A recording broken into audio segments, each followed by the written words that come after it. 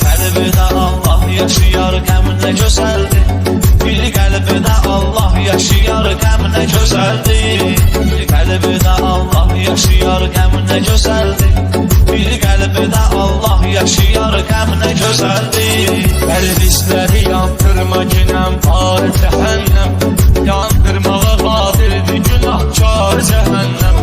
Qəlbisləri yandırma günəm, var cəhənnəm. Yandırmağa qadirdir günahkar cəhənnəm. Canan əgər olmazsa behiştnar cəhənnəm. Canan ilə birlikdə cəhənnəm nə gözəldir. Canan əgər olmazsa behiştnar cəhənnəm. Canan ilə birlikdə cəhənnəm nə gözəldir. Kaş əhl-i beyt candan əziz canımız olsun.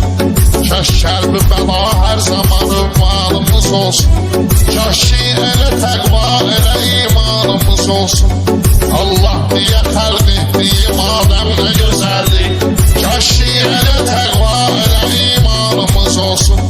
Allah diye xəlq etdiyi madəm nə gözəldir. Bir qəlbdə Allah çıxır, qəm nə gözəldir. Bir qəlbdə Allah yaşayır, qəm nə gözəldir.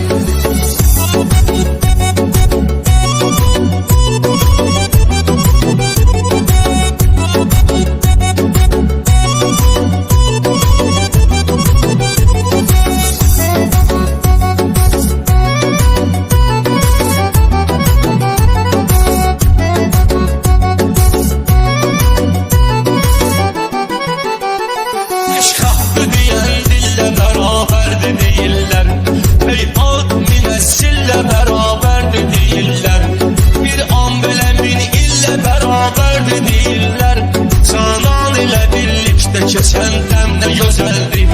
Bir an illə bərabərdir deyirlər. Canan ilə birlikdə keçən dəm nə gözəldir. O qəlbi bəladır ki o gün hər yer olub qan. Həzrət Hüseyndir ki verib